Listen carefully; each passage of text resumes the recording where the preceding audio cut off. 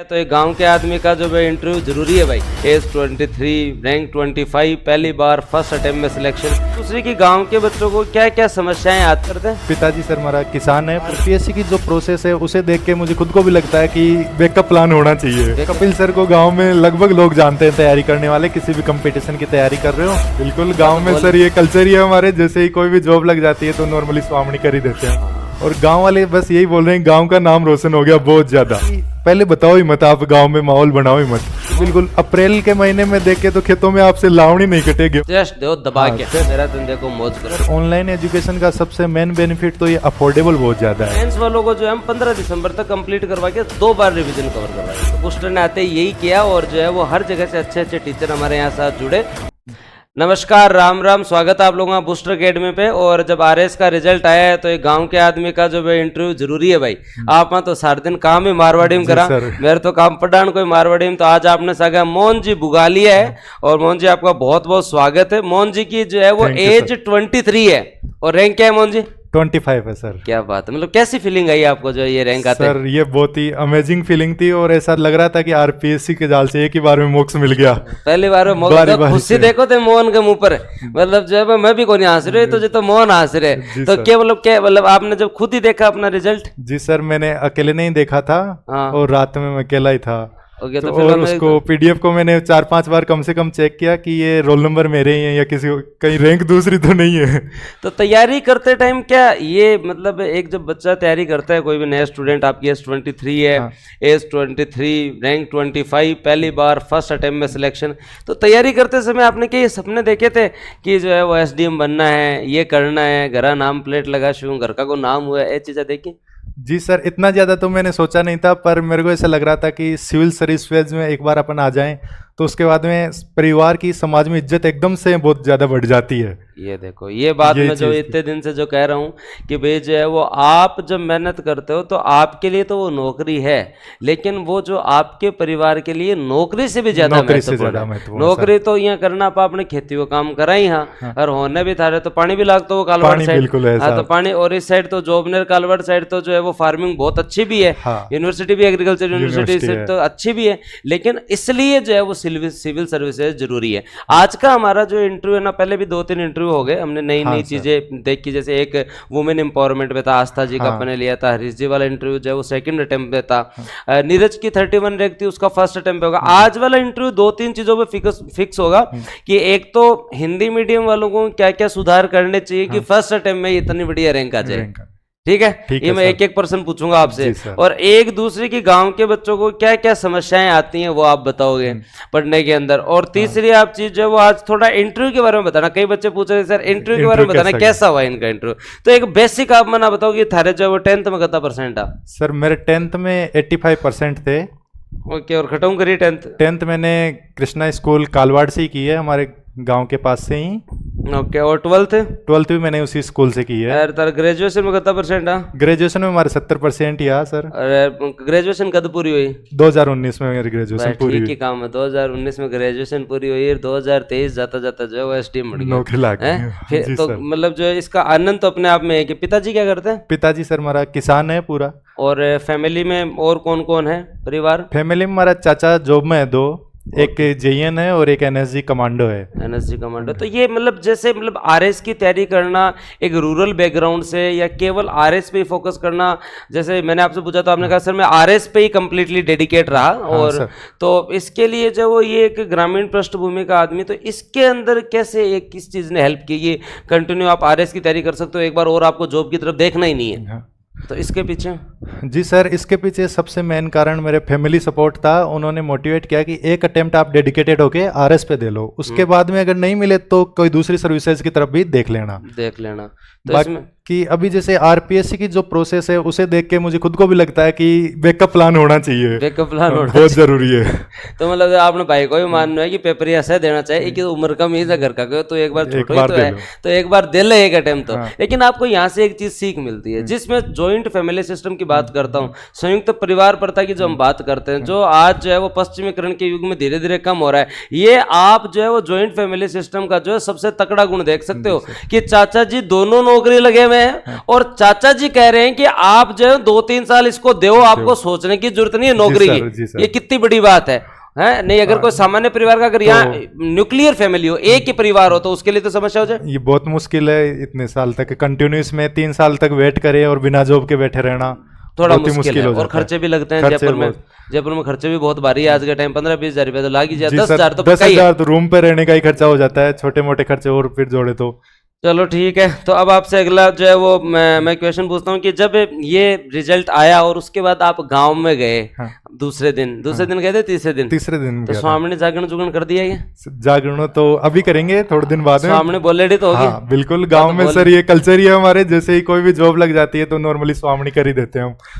Okay, तो फिर बाद में वहां जाके क्या मतलब फील, कैसा फील हुआ? सर वहां जाके बिल्कुल लोगों की नजर में इज्जत बहुत ज्यादा बढ़ जाती है एकदम से।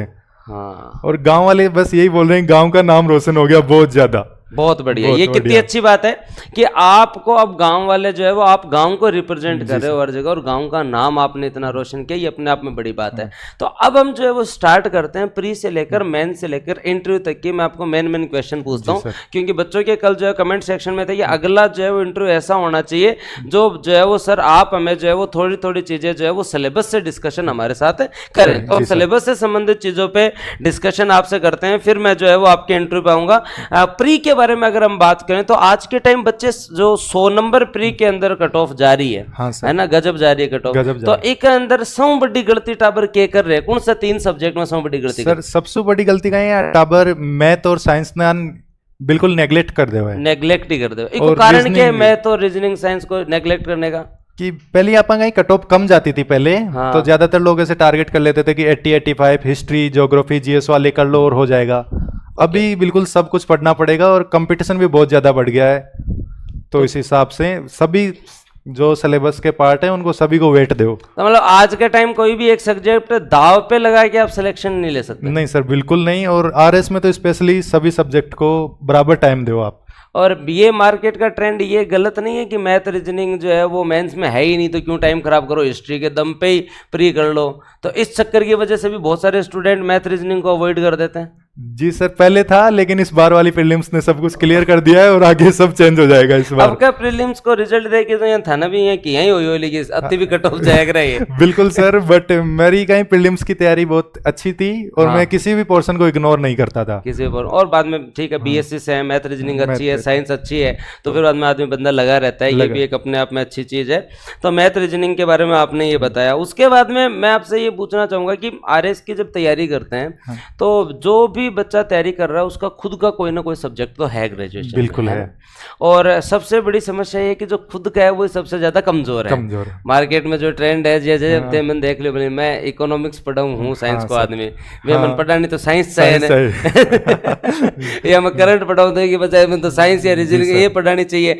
लेकिन जो है वो आदमी अपने सब्जेक्ट को जो है वो उसमें कमजोर है, और वो एक बहुत सामान्य धारणा हो चुकी है। साइंस वालों की साइंस सबसे खराब है और बीए वालों की जो है ना हिस्ट्री सबसे खराब है। तो इनको क्या करना चाहिए इस चीज में? आपकी क्या मतलब पावर थी कि मेरे को इन 2 सब्जेक्टों की तो टेंशन ही नहीं है? सर मेरा पहले तो साइंस पे बहुत ज्यादा फोकस था। जो सेकंड पेपर में साइंस आती है तो उसको मैं बिल्कुल एनसीईआरटी से किया था, बिल्कुल प्रिपेयर कि इसमें अपन को कहीं मात नहीं खानी। इसके अलावा इकोनॉमी और पॉलिटी मेरे काफी अच्छे थे। इकोनॉमी और एथिक्स भी, अब तो मैं तो थारा सही अच्छा नहीं 25वीं क्या हुआ वही 25वीं रैंक जो है आदमी का जहाँ सारी चीज अच्छी हुआ, लेकिन मतलब जो एथिक्स भी आपका अच्छा था, एथिक्स वाला पोर्शन भी अच्छा था। और उसके साथ साथ आपका ये मानना है कि साइंस तो आपका खुद का ही था, तो ऐसा नहीं लगता था इसको क्या ही पढ़ना है सर? ऐसा था कि इसमें सारे नंबर लाने हैं? सर मेरा यही था कि जो अपना उसमें मैक्सिमम स्कोर करें और लोगों से थोड़ा सा एडवांटेज ले। ओके, तो इससे क्या सीख मिलती है? जो आपका है ना उसे तो संभाल के रख लो, दूसरे को तो धीरे धीरे प्राप्त कर लेना, उसको तो धीरे धीरे लर्निंग से एवरेज से अच्छा कर लोगे तो भी ठीक है। तो अगर ग्रेजुएशन में सब्जेक्ट हिस्ट्री पॉलिटिक्स ज्योग्राफी है तो उसे तो उस लेवल पे तैयार करो कि दूसरे लोग जो आपके सब्जेक्ट में आ रहे हैं वो आपकी बराबरी नहीं कर पाए। जी सर, मतलब एक लेवल से भी अच्छा होना, एडवांटेज मिले उस सब्जेक्ट उसका आपको एडवांटेज मिलना चाहिए। जैसे पॉलिटी अगर पॉलिटी का हो और मूल अधिकार में अटकेड़ा हो तो गलत बात है, बहुत ही गलत हो जाए। फिर क्या करना चाहिए? अगर कोई पॉलिटी का स्टूडेंट है उसको उसको कहाँ पे अपनी जो है वो एडवांटेज बढ़ानी चाहिए? अपने जो सब्जेक्ट है उस पे सबसे ज्यादा फोकस करे पहला तो। हाँ, और उसके अलावा जो और बच रहे हैं उन पे भी धीरे धीरे थोड़ा थोड़ा टाइम देता रहे। और उसके साथ जैसे आप पॉलिटी के हो लेकिन अब IR पे ध्यान नहीं दे रहे, जुडिशरी है, मतलब आप आर्टिकल 123 पे आके रुक जाते हो, 123 तक सब याद कर लेते हैं। बिल्कुल बिल्कुल 123 तक तो सबको याद है ना, हर स्टूडेंट को याद है, उससे आगे वाला पोर्शन नहीं देखते हैं, वहां समस्या होती है। बिल्कुल सर, वहाँ पे प्रीलिम्स के हिसाब से तो हो जाता है, पर आगे मेंस के हिसाब से तो दोनों जो तीनों ऑर्गन है अपने गवर्नमेंट के, उनके बीच में कॉन्फ्लिक्ट चलता रहता है। ऐसी चीजों के बारे में तैयार करना जरूरी है। जुडिशियल एक्टिविज्म, हाइपर एक्टिविज्म, है ना, इलेक्शन में क्या रिफॉर्म्स हो सकते हैं, ये सारी चीजें, ऐसी चीजें इन पे ध्यान देना चाहिए। तो देखो भाई कितनी सही बात बताई, क्योंकि मैं मेरी तो साइंस ही मेन चीज है, तो मतलब मेरी साइंस ने एकदम घोट पी गई की आज बोले मैं साइंस तो पर्सन ही गलत को नहीं होने दूँ। और एक आपने सब्जेक्ट ही हिस्ट्री पॉलिटी ज्योग्राफी है, बिना भी आप ध्यान को दिया, साइंस वाले साइंस पे नहीं ध्यान दे रहे आजकल, ये समस्या हो रही है। जी सर, भी सिलेबस का है थोड़ा सा डिफाइन ज्यादा है तो वो बड़ो लागा अपन देख पाम, तो बड़ो लगे तो 12वीं पास कर रहे हैं तो। बाकी सर उल्टा डिफाइन ज्यादा है तो जो भी क्वेश्चन आ रहे हैं सीधो सिलेबस से आ रहे हैं। बहुत बढ़िया बात है, मतलब आपको सिलेबस बढ़िया लग रहा है, लेकिन वहां पे लिखा हुआ है चुंबकीय अनुनाद। हाँ, तो वहीं से तो सीधा आएगा तो आएगा पर्सन, गारंटी है वहां से। तो ये भी अच्छी चीज है ना, डिफाइन है वो सब्जेक्ट आपके लिए। और साइंस वाले तो साइंस ये वास्ते उकचुक लगे कि एक तो धिंगाना साइंस दे रहे थे मार प्रकार 11वीं 12वीं तो वो आदमी जो है वो 11वीं 12वीं में सोचा है भगवान कदलार छुटसी हूँ, कदलार छुटसी, इस चक्कर में लोग जो अवॉइड करते हैं। लेकिन अपने 12वीं पास की है, आप अपने आप को कम मत आंको, आप 60% 70% जैसे भी करके आए हो, लेकिन आप उसे वापस कवर कर सकते हो। तो आप अपने सब्जेक्ट पे फोकस करो, और आर्ट वालों को भी पढ़नी चाहिए अच्छे से। नहीं सर, ये नॉर्मल साइंस रहती है, जो भी आर्ट वाला है उसने भी 10 तक तो पढ़ी है। तो उसको थोड़ा सा एफर्ट लगाओगे तो RS पढ़ने के लिए तो हर जो भी सिलेबस के पूरे पार्ट है उनको सबको करना पड़ेगा। और कोशिका भित्तिर, कोशिका झिल्ली, अंतर तो आना चाहिए। और RPSC को 1000 लोग चाहिए, जो करेंगे वो मिल जाएंगे उसको बस। ये कत्ती गजब बात कही, समझदार हो बेटा, मतलब परसों का सिलेक्शन हो सर 17 नवंबर देखो तो समझदार हो गए कि भाई 1000 ही टाबर चाहिए RPSC को दो, तो RPSC जो है वो 1000 टाबर ले लेगी। अगर आप नहीं करोगे तो आप रह दूसरा कर लेगा, आप दूसरा कर लेगा। कितनी बढ़िया बात कही है ये। तो अपना सिलेक्शन अपने लिए इंपॉर्टेंट है, RPSC के लिए इंपॉर्टेंट नहीं है। आप खुद को प्रूव करो। बिल्कुल सर, और लगे रहो भाई, ठीक है। अब एक जो है वो अगला क्वेश्चन मेरा आपसे जो है वो मेंस को लेकर है कि जनरली हम लोग जब तैयारी करते हैं, फाउंडेशन में तैयारी करते हैं, या जो बच्चे तैयारी कर रहे हैं वो हिंदी इंग्लिश को बहुत टाइम तक अवॉइड करते रहते हैं, मतलब अपने एग्जाम के 25% पोर्शन को छोड़ देना, और लास्ट में सोचते हैं कि हम 3-4 महीने में कर लेंगे। तो वो क्या समस्या है? सर हिंदी इंग्लिश एक लैंग्वेज है, और लैंग्वेज को कभी भी आप 20-25 दिन में नहीं कर सकते। उसके लिए तो इवन जो GS के सब्जेक्ट है उनसे भी ज्यादा लंबा टाइम चाहिए, और कम से कम फाउंडेशन वाले स्टूडेंट रहते हैं उनको तो शुरू से ही हिंदी इंग्लिश पर काम करना चाहिए, हिंदी इंग्लिश पे काम कर देना चाहिए उनको। और जनरली मैं क्या ग्रामीण बैकग्राउंड का हूँ, तो मेरी इंग्लिश शुरू से बहुत वीक रही है। हाँ, बात तो समस्या है, तो लाग रही है मैं थोड़ी उसके बाद में मैंने भी शुरू से टूटी फूटी लैंग्वेज में सही धीरे धीरे एक आधा पैराग्राफ लिखना शुरू किया इंग्लिश में। शुरू में नहीं लिखे जाते थे, पर महीने भर बाद में लिखने लग गया था। तो यहाँ तो अपन लिखता ही तो पेपर भर आता ना, 10वीं पास करी है ना, कहेगा अपना प्रकार डी भी लग जाती 10वीं लगती है तो 75 नंबर तो बनता ही है। तो एक्टिव पैसिव किए थे उस समय, डायरेक्ट इनडायरेक्ट किए थे। तो अगर अब आप फाउंडेशन की तैयारी कर रहे हैं, तो आपने जो 10th 12th में जनरल इंग्लिश पढ़ी उसे आप कंटिन्यू रखो, उसे कंटिन्यू रखो। ग्रेजुएशन के साथ थोड़े थोड़े पढ़ते रहो, और बिल्कुल कहीं बाद में जरूरत ही नहीं पड़ेगी ज्यादा। बाद में जरूरत आदमी क्या करे भाई, संधि विच्छेद 10वीं 12वीं में पढ़े, मन कॉलेज में भूल जा, फिर बाद में बन पढ़ने कोचिंग जाओ वापस, वही चीज नॉर्मल। ये ना होते भाई बन भूल लो मत, कॉलेज में बैठे बैठे बनते याद करता जाओ, तो आगे कोई समस्या नहीं है। तो और अंग्रेजी में क्या नुस्खा था ऐसा कि मतलब ऐसे इंटरव्यू में, जब मैं मेरे टाइम की बात होता हूँ, मेरी तो बहुत ही खराबी, थारों में भी खराबी। तो सिनोनिम एंटोनिम में इनके वॉइस नोट बना लेता था, जो याद नहीं हो रहे ना उनको, फिर मैं सुनता रहता मल्टीपल रिवीजन की, कम बटे स्पेलिंग को लिखने टिक्की लगाना सही तो ये आपकी क्या अप्रोच थी? यही सर मेरी थी कि एक बार इनका थोड़ा वर्ड का आइडिया पड़ जाए तो वहां पे टिक मारने में आधा चांस हो जाते हैं सही बैठने के। तो देखो सब के साथ ये समस्या है, फिर भी 25वीं रैंक है। मुद्दे की बात ये है, इतनी समस्याओं के बाद मैं बार बार देखो कहता रहता हूँ कि अंग्रेजी अगर किसी आदमी की कमजोर है तो वो 100 तक की रैंक ला सकता है, वो आगे नहीं जा सकता। लेकिन आपकी साइंस बहुत अच्छी थी, वो आपको अंग्रेजी के बराबर नंबर दिला देती है। बिल्कुल सर, है ना। तो आपकी अंग्रेजी थोड़ी कम थी, लेकिन उन्होंने इंप्रूव किया, बढ़िया मेहनत की अंग्रेजी में। आपने लेटर वेटर भी लिख के रखे थे क्या? बिल्कुल सर, ये मैं डेली लिखने का प्रोग्राम रखता था, इसमें 2 लाइन नीचे वो फॉर्मेट याद करे वो चीजें। और सर इसमें इंग्लिश में वन ग्रामर भले ही अपने ग्रामीण बैकग्राउंड वालों की थोड़ी कमजोर रह जाती है, बाकी उसके अलावा जो कंपोजिशन वाला पार्ट है, अगर उस पर अपन मेहनत करें तो उसमें एवरेज से ऊपर मार्क्स स्कोर कर सकते हैं। नहीं थे तो अगर दिमाग में सेट कर दो बिना अंग्रेजी की को नहीं वे दुनिया। हाँ, बिना अंग्रेजी तो कुछ नहीं होगा। कोई को मैसेज आ जाए तो रिप्लाई को नहीं वे। बिल्कुल। और आजकल अपन मोबाइल भी चलाते हैं तो उसमें ज्यादातर चीजें इंग्लिश में ही पढ़ते हैं। हाँ, तो धीरे धीरे उससे भी हैबिट में आ जाता है। हैबिट में आ जाती है। तो इनको मतलब आप इस चीज के लिए मोटिवेट करो कि काल हो जाके अंग्रेजी आपकी थोड़ी थोड़ी पढ़नी चालू कर दे। ये मतलब वोकेब पे ध्यान देना, इडियम फ्रेजेज, इडियम फ्रेजेस लोकोक्ति मुहावरे ही हैं, उनका प्रयोग बाद में कर लेना, अर्थ तो समझ लो, अर्थ समझ, उससे ही प्रश्न सही हो जाता है। इडियम फ्रेजेज में जो है वो उससे ही क्वेश्चन सही हो जाता है। तो मेरा मानना है, भाई का मानना है, जो आए सबका मानना है कि अंग्रेजी पे ध्यान दो। अगर तुम्हारा मानना नहीं है तो ये एग्जाम तुम्हारे लिए बहुत बड़ी समस्या है। क्योंकि एक तो आजकल एक ट्रेंड और पूछना चाहो, गाँव में थे रहो, गाँव में टबर तन मिलता रहे और तारे उम्र जो है लोग आरएस की तैयारी का माहौल ज्यादा नहीं है आजकल। जी सर, मैं तो मेरा यही मानना है कि पहले बताओ ही मत, आप गांव में माहौल बनाओ ही मत, माहौल मत बनाओ ना, माहौल मत बनाओ। जैसे आपका सिलेक्शन हो अपने आप माहौल बन जाएगा। जैसे मैंने मेंस दी, उससे पहले मेरे गांव में ज्यादातर को पता नहीं था कि मैं आरएस की तैयारी कर रहा हूँ। मेंस के रिजल्ट के बाद में गांव में पता चला था। क्या बात है, ये देखो कोई नजर मत लगाओ। महेंद्र सिंह धोनी ने क्या कहा था अभी कि वर्ल्ड कप है अपना ही, लेकिन हर बार इसको नजर मत लगाओ सारे दिन ये कर करके। तो वैसे आप भी अपनी चीजों को, क्या होता है ना, अच्छी चीजें होती हैं वो मिल जाएंगी आपको। माहौल जो है वो बाहर बनाने से नहीं होता, आपको जो वो अंदर आग होनी चाहिए कि मेरे को करना है। हाँ सर। और वो डेडिकेशन और वो मोटिवेशन खुद की होती है, दूसरों के होने से नहीं होती। जी सर। और फिर गांव में ये होता है कि अगर आपका नहीं हो पाता, माहौल बना देते हो, तो फिर खुद ही डिमोटिवेट हो जाओगे आप, जगह सही, और आगे से तैयारी नहीं कर पाओगे अगले अटेम्प्ट की। और टाबर तो जो है वो मतलब भाई अपना मोहन तो जो है वो हाँ सर बहुत रहा बात है। लेकिन थाना एक चीज समझनी चाहिए कि अगर किसी का नहीं हुआ है तो उसका हंसी मत बनाओ। वो अगली बार रैंक लेके आएगा तो तुम ही उसे शुभकामना दो। आज अगर उसका नहीं हुआ तो तुम कहो ओ बनो आ रहे से बने तो कौन आ रहे से, ऐसी बातें करते हैं। ऐसी बातें बहुत होती है, ये बहुत मतलब हर्ट होती है आदमी, इन चीजों से सबसे ज्यादा प्रभावित होता है। जिस दिन सर मेरा रिजल्ट आया था उस दिन मेरा सिलेक्शन हो गया था, बट मेरे फ्रेंड का नहीं हो पाया था।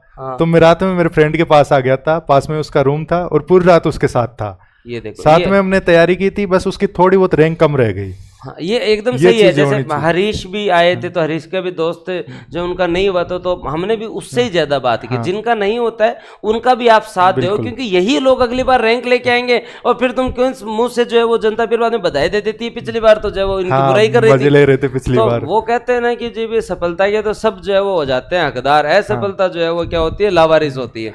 तो उसको कोई नहीं ध्यान देता। तो ये कितनी बढ़िया बात कही है, तो इससे आपको सीख लेनी चाहिए।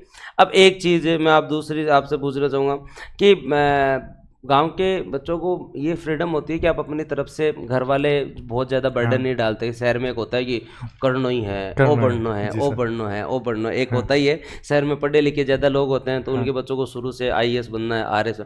अपन ध्यान ही कहीं बढ़ना है, 10वीं 12वीं तक मौज ले, कॉलेज में भी आदमी मौज ले, तो एक वो बर्डन नहीं होता। उसका एडवांटेज है कुछ गाँव के बच्चे के पास वो बर्डन नहीं है कि मुझे उसमें सर हम फ्री होके पढ़ सकते हैं। बिल्कुल। और ऐसे मेरे मन में ये था कि कुछ भी नहीं होता, अपने एग्रीकल्चर है और खेती तो है ही, खेती तो यही बात करनी है, वो पक्की कर लेते हो फिर नहीं हो तो कौन पाती। पर एक मान लो कि मन में हो कि कुछ भी न हो तो आप बड़े से कर ले वाला। ये एक आज के जो भी किसान वर्ग के बच्चे अगर ये इंटरव्यू देख रहे हैं उनको मैं यही कहना चाह रहा हूँ कि आप खेती ऑप्शन है, अच्छा ऑप्शन है, और वो हम जो है वो सदियों से करते आ रहे हैं, उसमें कुछ गलत नहीं है।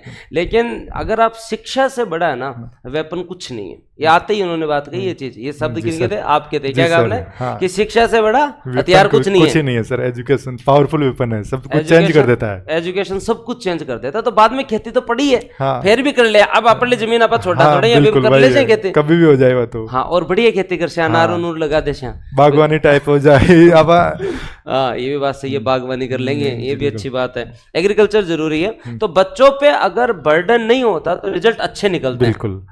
तो आप माँ बाप के बारे में इनको भी क्या मतलब, बहुत सारे है ना आजकल मतलब पेरेंट्स भी है ना वीडियो देखते हैं टॉपर्स के, तो उनको आप क्या कहना चाहोगे कि आप अपने बच्चों से उम्मीद रखें लेकिन बर्डन नहीं रखें, ये कहना चाहोगे? जी सर, यही है। और कई बार क्या होता है बच्चे भी प्रेशर में आ जाते हैं, पर मेरा ये मानना है कि अपने पेरेंट्स को ही, अपन फेल हो जाते हैं या क्वालिफाई नहीं होते तो दुख भी उनको ही ज़्यादा होता है अपन से, और खुशी भी उनको ही बहुत ज़्यादा होती है अपन से।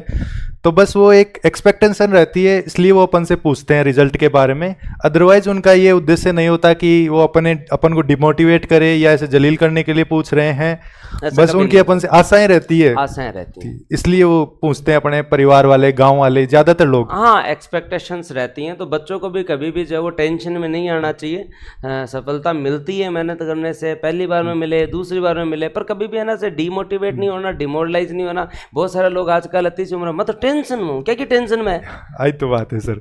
है भाई, तारकन रहने जगह है, खाना रोटी है, फोन दे रखी है, घर का फोन, गाड़ी मोटरसाइकिल दिला रखी है, मोटरसाइकिल कौन दिला रखी है, तो भी तुम जीवन यापन अच्छा कर रहे हो, तो फिर क्या किस चीज की? बिल्कुल सर, जो मिडिल क्लास लोग हैं उनके लिए तो बहुत ही अपॉर्चुनिटी रहती है एक तरह से। वो तो मेंटली परेशान होते हैं, खुद ही परेशान होते हैं कि मैं टेंशन में और इसी चीज को रिपीट कर देखते हो आप बहुत सारे स्टूडेंट्स को ऐसे बहुत तो रहता है। और कई लोग क्या करते हैं कि तैयारी करूंगा माहौल खूब बनाते हैं पर तैयारी कर नहीं पाते। कई लोग 2-1 महीने ही करते हैं या वैकेंसी आने के बाद ही करते हैं, तो ये गलत तरीका नहीं है सर। वैकेंसी आने के बाद में तो आप एक तरह से टाइम ही वेस्ट कर रहे हो, उसके बाद टाइम तो वेस्ट नहीं कर रहे, संस्थानों के लिए तो बढ़िया ही है संस्थानों के लिए बढ़िया, पर आप आरपीएससी के लिए तैयारी कर रहे हो, उसका फॉर्म फीस भरने के लिए, ठीक है, संस्थान के लिए आप बढ़िया काम कर रहे हो। कोई यूट्यूब पे पढ़ा रहा है तो हमारा भेजिए, कोई टाबर तैयारी करे तो 2 लाख भी आता है तो 3 लाख आ जाए, तो टाबर देख रहे। और आप अपने लिए, मैं हमेशा एक चीज कहता हूँ, ये कठोर बात है भाई, आज बूस्टर भी चल रहा है, जो इंस्टीट्यूट हम बात कर रहे हैं, लेकिन फिर भी मैं कहता हूँ कि अगर आप वैकेंसी आने के बाद तैयारी कर रहे हैं तो आप खुद के लिए नहीं, बाजार के लिए कर रहे हो सर, है ना, आप माहौल के लिए तैयारी करें। शांति काल में 1-2 साल पहले से ही तैयारी शुरू हो जाती है, वैकेंसी आने से पहले बिल्कुल नहीं होती। जैसे मैंने था तो मैंने मेंस हुई उससे पहले मैंने एक बार पूरे टेस्ट पेपर सब कुछ निकाल दिए थे, सारी चीजें कर ली थी प्री से पहले ही 2000 वाली वो भाई ने जो कवर कर ली, तो कितनी बढ़िया बात है। अब हाँ, एक चीज मैं पूछो, जयपुर में टाबर पढ़ना आ जाए, फिर बाद में ये घूमे बेटा मौज लेता फिर, तो बे आरएस को सपनों ले रहा, बे खटक हो जाए दुनिया में। ये उनको आपको सलाह देना चाहो भाई, आप था कि भी 23 साल की उम्र है, हाँ। जी सैको करे आदमी को, घूमण को, बतलाण को, घूमण को, WTP जान को, मूवी देखण को, सैको करे जी सर, है ना, सही बात है। तो आपने भी आत्मनियंत्रण किया है और आपने भी जो है वो कुछ ना कुछ एक डेडिकेशन लेके चले थे। बहुत सारे लोग उम्मीद लेके आते हैं यहाँ आके, फिर एक कल्चर आपने देखा ही है कि फिर बाद में जो है एक कल्चर यहाँ ऐसा बन जाता है कि आप बैठे हैं, चाय की थैली पे बैठना गलत नहीं है, लेकिन आप उसको दिल्ली 2-2 घंटे बैठ रहे हैं या घूम रहे हैं फिर रहे हैं, तो वो क्या है सर? इसके लिए तो खुद को तैयारी करते टाइम ही ये सोचना पड़ेगा कि शॉर्ट टर्म और लॉन्ग टर्म बेनिफिट देखो। अगर आप शॉर्ट टर्म पे जा रहे हो तो फिर लॉन्ग टर्म में कुछ नहीं मिलेगा, या तो अबार मजा कर लिया, बाद में कर लो, बस बाद में ज्यादा बढ़िया है। अबार मजा मेरे सोचा, बाद में थोड़ा दुख पाने लगा। और अभी मजे करोगे तो 2-3 साल के लिए मजे कर लोगे, उसके बाद में जैसे 25 के बाद में एज होगी तो घर वाले चारों तरफ से प्रेशर आएगा और फिर आगे की पूरी लाइफ ऐसे मान लो मुश्किल निकलेगी, कुछ ना कुछ करना ही पड़ेगा। और तो फिर बाद में अगर नहीं अबार थोड़ा पढ़ लेना, बाद में मजा खूब है, बिल्कुल ठीक है। मतलब भाई का कहना है कि अभी अगर आप थोड़ी मेहनत कर लोगे तो इससे आगे का अगर आपका जो है वो भविष्य सुरक्षित होता है, जॉब सिक्योरिटी मिलती है, मान प्रतिष्ठा सम्मान सब कुछ मिलेगा, पद मिलेगा, सब कुछ मिलेगा। अभी 2-2.5 साल आदमी जमाने में मेहनत कर ले तो क्या चला जाए। जी सर, मैं एग्रीकल्चर रूरल बैकग्राउंड से हूँ तो वहाँ पे कृषि वगैरह देखता था, उनकी मेहनत को देख के मुझे पढ़ने वाली मेहनत बहुत कम लगती थी। जैसे बिल्कुल अप्रैल के महीने में देखे तो खेतों में आपसे लावणी नहीं कटे गेहूं की, बिल्कुल बड़ी तो आदमी नहीं अलग पढ़ाई दो, ये तो निनाण कर देख ले, निनाण और बाजरा ये काट के देख लो आप, एक बार देख लो, गड़बी में समस्या है तो भी चीज ने देखता तो पढ़ाई सॉरी है, बहुत ही सॉरी है सर। पंखा के नीचे बैठ पढ़ो आराम से, लाइब्रेरी में बैठो, एसी लाग रही है, और क्या चाहो है, और क्या चाहिए। मतलब पढ़ाई से बढ़िया चीज क्या है, ये चीज समझो आप है। और ये जो गांव के स्टूडेंट है वो इस चीज को समझते हैं, लेकिन फिर भी पता नहीं यहाँ के भटक जाते हैं, बहकावे में आ जाते हैं। और एक चीज क्या होती है, बहुत सारे लोग है ना, मतलब 2-3 महीने गलत ट्रैक पे चले जाते हैं, तैयारी नहीं होती ना, फिर वो सोचते हैं कि यार मेरा तो बड़ा टाइम खराब हो गया, मेरा क्या ही हुआ है, तो वो वापस ट्रैक पर आने की कोशिश भी कौन करे भाई, गलत चीज है। अगर आपसे हो गया कोई बात नहीं, 2 महीने 3 महीने खराब हो गए, लेकिन आपको नया स्टार्ट करना चाहिए। बिल्कुल सर, कई बार हो जाता है 2-3 महीने वेस्ट हो जाए, लेकिन वापस आओ। आप जैसे ही शुरू करोगे, शुरू में आपको 10-15 दिन जोर आएगा, लेकिन उसके बाद में वापस आप कंटिन्यू हो जाओगे।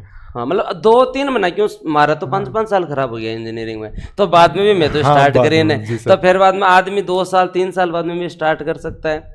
एक चीज मैं और पूछना चाह रहा था कि अभी बैक टू बैक 2 वैकेंसीज थी, 21 और 23, ये आपकी जो है वो वैकेंसीज थी, 18 वाली भी थी, उसके बाद में 21 वाली हो गई, या अब आपकी 23 वाली होगी जिसमें मेंस है। कईयों 2 बार मतलब बैक टू बैक फेल हो गए बहुत सारे लोग, है ना, तो उनको लगता है कि मतलब ऐसे अब क्या ही करें, उम्र जो है उनकी 24 साल है, 25 साल है, 2 वैकेंसी दे ली तो बड़े डीमोटिवेट से घूमते हैं, उनको क्या करना चाहते हो आप? सर उनको एक तो बैकअप ऑप्शन के रूप में जो और वैकेंसी आती रहे, जैसे आजकल सिलेबस लगभग का राजस्थान में एक ही रहता है, तो पटवारी, वीडियो, एलडीसी वो वैकेंसी है उनको भी साथ में दे। और अभी जिनका मेंस है तो उनको 2 महीने तो बिल्कुल मेंस पे फोकस होकर ही तैयारी करो, कुछ मत सोचो, पहले वाली सब चीजें चेंज हो जाएगी अगर आपका मेंस निकल गया तो।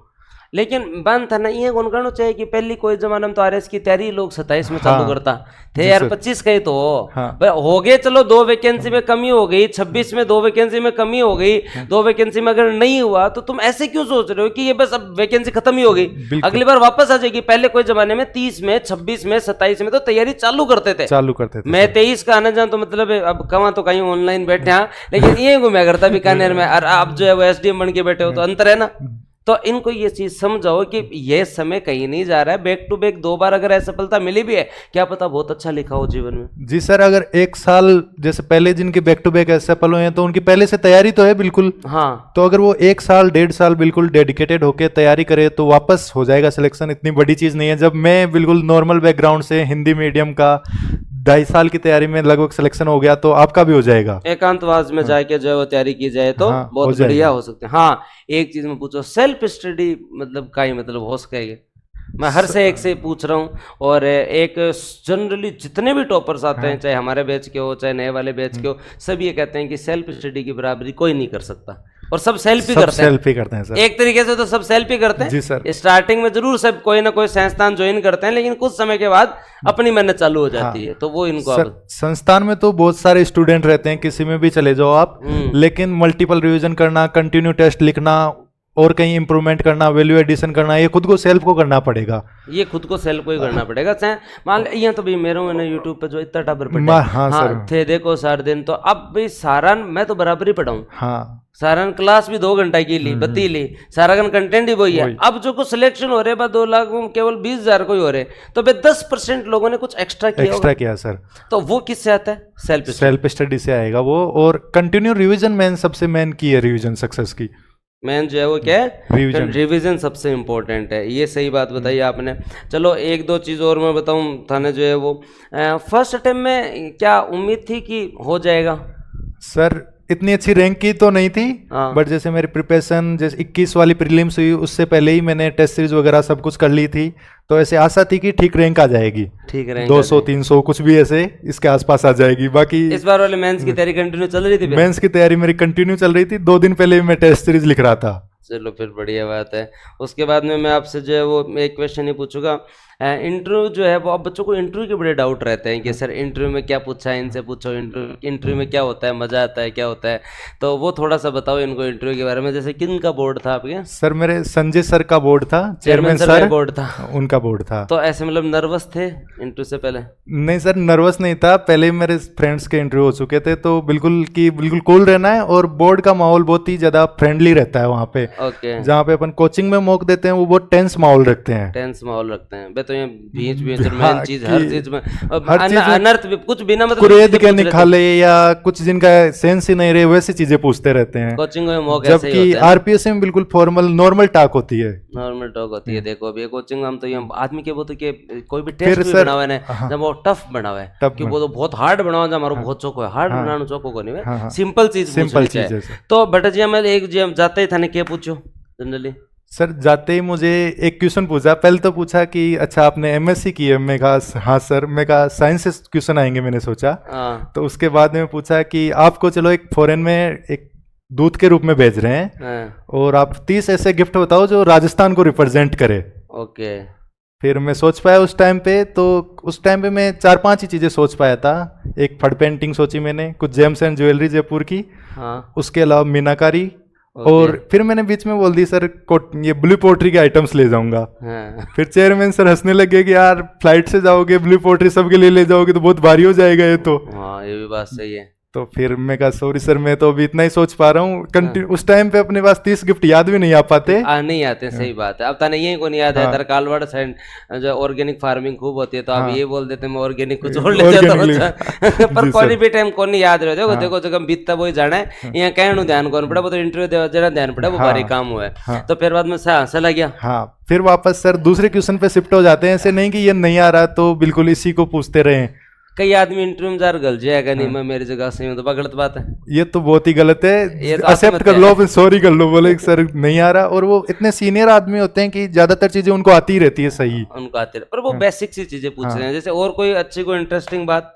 सर मुझे कुछ लिव इन रिलेशनशिप के बारे में पूछा था, डिवोर्स वगैरह के बारे में पूछा। पहले उत्तर बताओ या पहले आंसू? बिल्कुल सर, उस टाइम तो नॉर्मली होना पड़ा कि सही बात है। लिव इन के बारे में पूछा मोहन को, तो फिर मोहन ने जो है वो और क्या चीजें बताई वो भी पूछते, तो फिर आपका क्या उत्तर था? सर मैंने बोला कि माननीय सुप्रीम कोर्ट ने कहा है कि लिव इन रिलेशनशिप में रह सकते हैं, तो मेरा मानना है कि लिव इन रिलेशनशिप आर्टिकल 21 के अनुसार फ्रीडम का अधिकार है और साथ में रह सकते हैं। फिर उसी टाइम मैम ने पूछा कि यार आपको क्या लगता है कि इसका बेनिफिट क्या है? तो उस टाइम मैंने बोला सर दोनों के साथ में अंडरस्टैंडिंग है तो साथ में रह सकते हैं। रह सकते हैं, पूरा खुल के बताओ आराम से, है ना? हाँ। फिर उसके बाद में मैम ने बचा अच्छा आप बोल रहे हो दोनों की अंडरस्टैंडिंग हो सकती है, हाँ। तो फिर ये बताओ यार डिवोर्स क्यों हो रही है सोसाइटी में इतनी ज्यादा? मैं देखा अपन यहाँ तो फंस गए अब। तो फिर इससे कैसे निकले फिर सर उसमें मैंने ऐसे बोला कि सर अभी अपनी सोसाइटी एक ट्रांजिशन फेज से गुजर रही है और वेस्टर्न वैल्यू और इंडियन वैल्यूज के बीच में कॉन्फ्लिक्ट हो रहा है। लिव इन वेस्टर्न आइडिया है, और अपने इंडियन आइडिया है कि साथ में रहे, ब्याह बाद में पहले रहने की जरूरत नहीं है। हाँ। तो इस वजह से एक तो डिवोर्स वगैरह ये बढ़ रहा है। कल बात चला कि मोहन तो लिव इन का समर्थन में है, तो कहते भाई सुप्रीम कोर्ट समर्थन में, माननीय कोर्ट समर्थन में, तो अपन भी समर्थन में ही है। चलो ठीक है, इश्यू चलो बढ़िया बात है ये। तो फिर उसके बाद में ट्रांजेक्शन वाले से फिर बाद में वहां से कोई क्वेश्चन और बना? सर वहां से पूछा, जैसे मैंने बोला कि सोसाइटी का ट्रांजिशन हो रहा है, तो बोले यार ये ट्रांजिशन सुनते बहुत टाइम हो गया, 5-10 साल हो गए, कब तक चलता रहेगा? कब तक चलता रहेगा? तो मैंने बोला सर सोसाइटी की ट्रांजिशन में 1-2 पीढ़ियां भी निकल जाती है, ऐसे इंस्टेंटली चेंज नहीं आता। ओके। और आगे के अनुसार ढल जाएंगे अपन भी इसी सोसाइटी में, आगे सब लिव इन में चले जाएंगे। नहीं इतना नहीं होगा, बट लिव इन का वापस क्रेज कम भी हो जाएगा, धीरे धीरे कम भी हो जाएगा। चलो ठीक है। तो इंटरव्यू में कोई इतना ज्यादा मतलब जो है वो कोई बहुत भारी काम नहीं होता है। आप जाइए, आपकी जो ओरिजिनल पर्सनैलिटी है उसका ही चेक होता है। जी सर। और है ना, आपके ज्ञान की तो जांच होगी, जो होनी थी। पेपर आपके 4 पेपर थे उनमें हो गई, तो बेसिक एकदम कूल रह के बताओ उन्हें। जी सर। एक क्वेश्चन मुझसे पूछा जैसे ही कि बुनियादी ढांचा वाला, तो जैसे ही मैंने केशवानंद भारती बोला, सर क्वेश्चन चेंज कर दिए कि उसको पता है कि ये तो पढ़ गया है, ये पढ़ गया है ना। तो बिल्कुल नॉर्मल चीजें पूछते हैं, वो ग्राउंड रियलिटी वाली है। ऐसी ग्राउंड रियलिटी वाली, सही बात है ये। चलो ठीक है। तो इंटरव्यू कितने मिनट चला था? इंटरव्यू सर लगभग 17-18 मिनट के आसपास चलता है। हाँ। तो इंटरव्यू दे लगे होगा लार छुट्टी है, बस ठीक है, अब शांति है, रिजल्ट ऐसे को जैसे, पर ठीक है एक बर्डन एक बार रिलैक्स हो जाते हैं, जैसे बाहर आते हैं, इतने दिन की प्रोसेस खत्म हो गई भाई। अब इंटरव्यू शुरू में था या लास्ट में था? लास्ट में था सर मेरा, 31 अक्टूबर को। ओके, तब तो जो है वो खूब इंतजार करवाया इंटरव्यू ने भी आपको। चलो फिर अगला क्वेश्चन जो है वो मैं आपसे और पूछता हूँ कि हिंदी मीडियम से 25 रैंक धीरे धीरे इंग्लिश की तरफ क्रेज बढ़ रहा है। यूपीएससी में तो रिजल्ट वैसे भी इंग्लिश के बहुत अच्छे हैं, तो हिंदी मीडियम से इतनी अच्छी रैंक आ रही है, आगे भी रैंक लास्ट टाइम भी बहुत अच्छी आई थी हिंदी मीडियम से। तो हिंदी मीडियम में आदमी क्या वैल्यू एडिशन करे, लिखने पे कितना फोकस करना चाहिए उसे? सर मेंस में तो राइटिंग का ही सबसे मेन रोल रहता है, और इसके लिए क्वेश्चन आंसर की प्रैक्टिस और टेस्ट सीरीज एक मस्ट जरूरी है। आप तैयारी करो। हाँ, बार बार आना का कोई ऑप्शन नहीं है।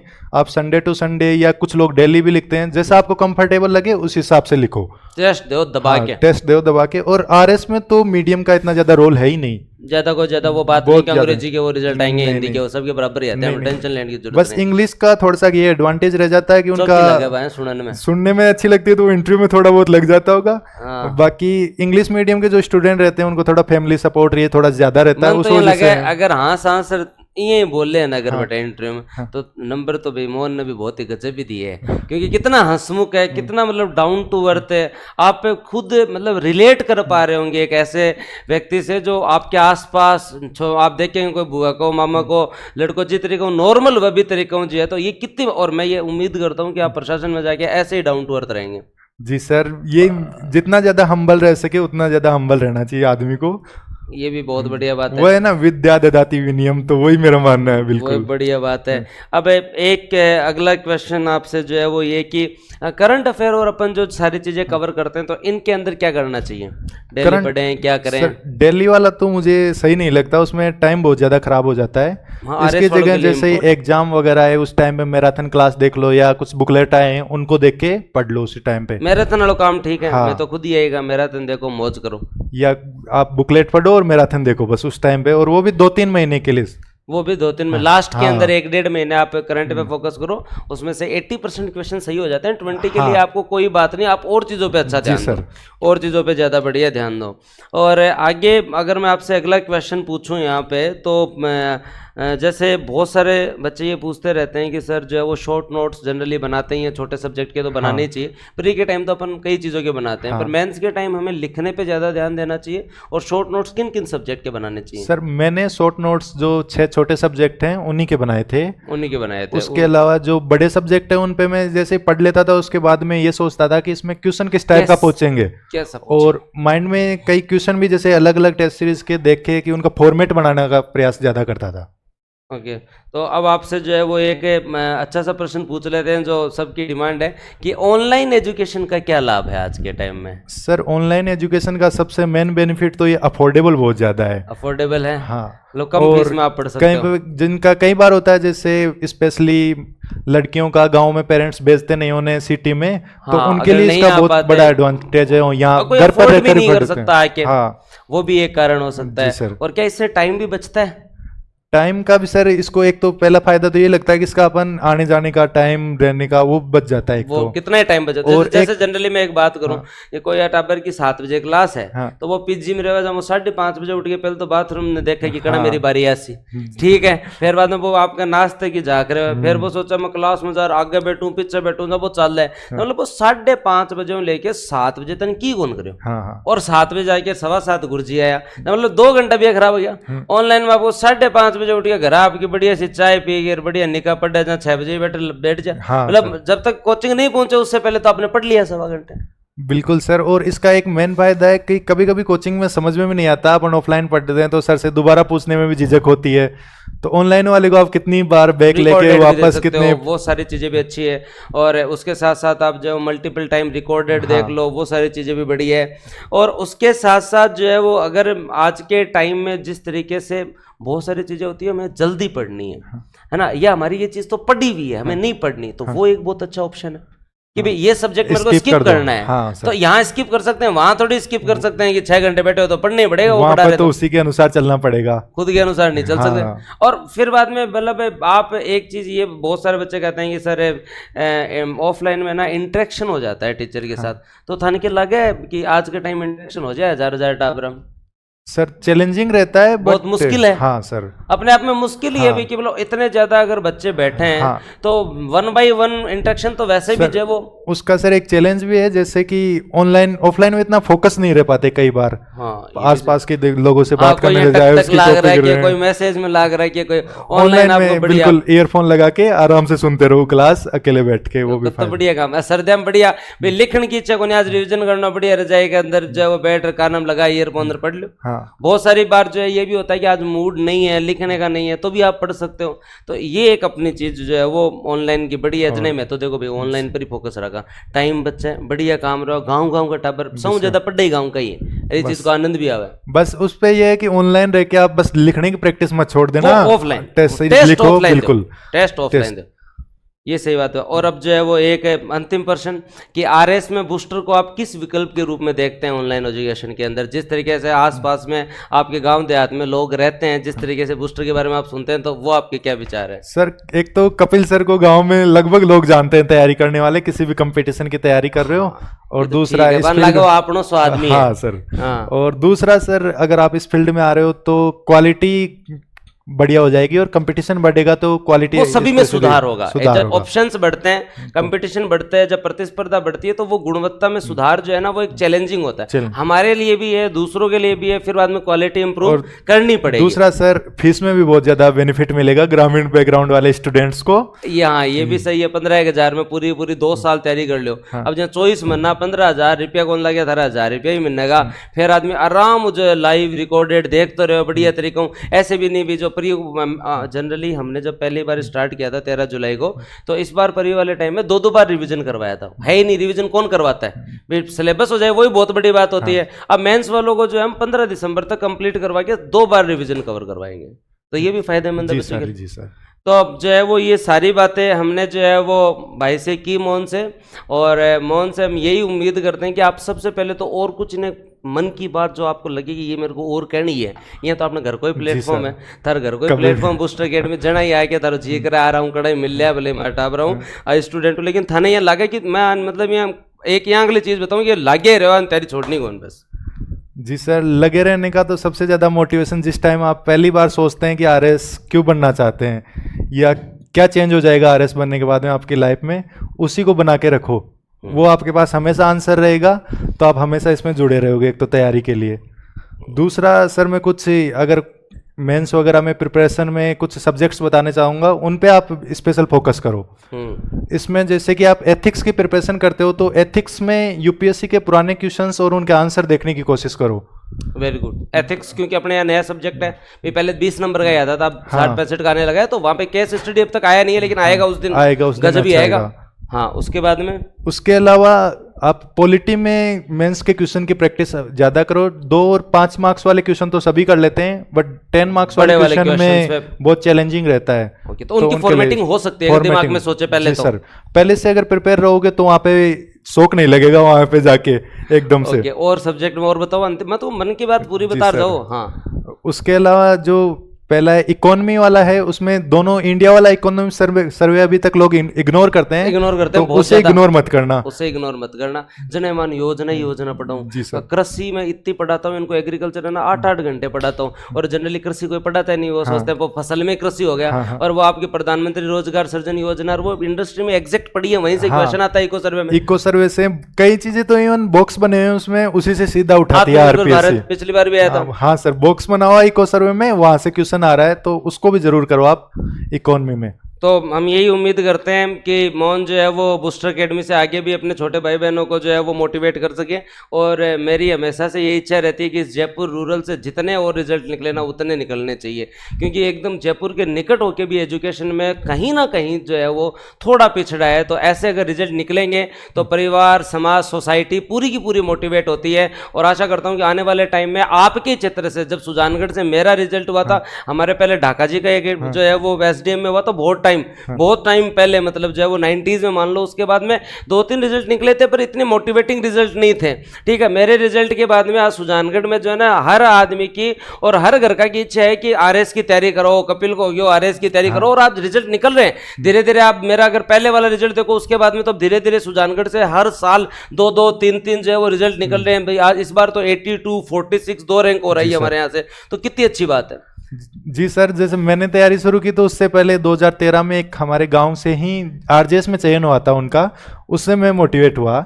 उसके बाद में हमारे आसपास के गांव में मेरा पहला आरएस में सिलेक्शन हुआ है। तो मैं चाहता हूं कि हमारे आसपास के गांव वाले जो भी से देखे, मोटिवेट होके इस फील्ड में आए, आरएस सिविल सर्विसेज वाले में। 25 भी बढ़िया रैंक ले रहे थे। अब उम्मीद करा मैं तो अभी मोहन की तो इच्छा है कि आगे आने वाले मेरे छोटे भाई बहन और टॉप ही करे तो और नाम हो फिर जयपुर रूरल का। हाँ, जयपुर रूरल का मैं भी जो है वो इस क्षेत्र में घूमता रहता हूँ। मेरे तो जो है वो वही क्षेत्र हो गया, तो यही मैं नौकरी करता हूँ। तो मैं देखता हूँ बहुत सारी जगह यहाँ पे, फागी, दूदू, कालवाड़, जोबनेर, ये जो एरिया है वो धीरे धीरे जो है रेणवाल, मांझी, और ये पूरा रेणवाल वाला एरिया हो गया, किशनगढ़ रेणवाल हो गया।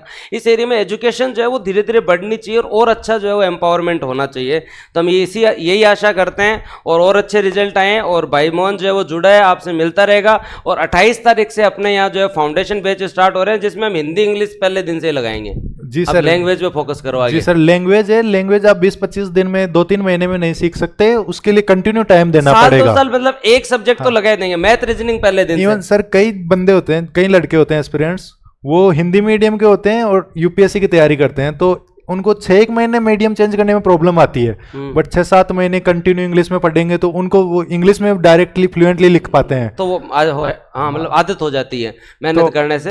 अपने तो बस केवल 80 मार्क्स का इंग्लिश में लिखना है, बहुत छोटा, शुरू से पढ़ाएंगे तो हो जाएगा। हाँ। मैं तो ये चीज ही लेके आऊं कि अभी जो फाउंडेशन है, इस फाउंडेशन पे ऐसे मेहनत करेंगे, हिंदी इंग्लिश सारी चीजों पे फोकस करके, और जो भी सिलेक्टेड लोग हैं टाइम टू टाइम आके इनको बताते रहे। सारी बेस्ट फैकल्टी आप जब देखेंगे, मतलब हर जगह से ऐसे नगीने जो है वो उठा के कि भाई ये जो है यहाँ बेस्ट है, ये यहाँ बेस्ट है। एक अच्छा गुलदस्ता बनाना होता है ना, तो कई बाग से फूल लेने पड़ते हैं। तो बूस्टर ने आते ही यही किया, और जो है वो हर जगह से अच्छे अच्छे टीचर हमारे यहाँ साथ जुड़े। और अब जब हिंदी इंग्लिश में फोकस करके PSI और RS, तो एक सबसे बड़ी बात, हम केवल RS के लिए कमिटेड है और कुछ नहीं। केवल RS से कमिटेड इंस्टीट्यूट ऑनलाइन में एकमात्र है जो केवल RS से कमिटेड है, और अभी हम किसी और चीज पे फोकस नहीं कर रहे हैं। तो ये भी बढ़िया है कि हमारा पूरे दिन फोकस ही RS पे है। तो यही है कि आप जुड़े बूस्टर एकेडमी पे, और जो एनरोलमेंट करके जो 28 तारीख से क्लास लेना स्टार्ट करें। ठीक है, तो धन्यवाद, जय हिंद, राम राम, मिलते हैं। और अब आप कुछ और कहना चाहें तो आपकी मर्जी है, नहीं तो फिर चलते हैं। Thank you sir. Okay, thank you, thank you sir. Okay.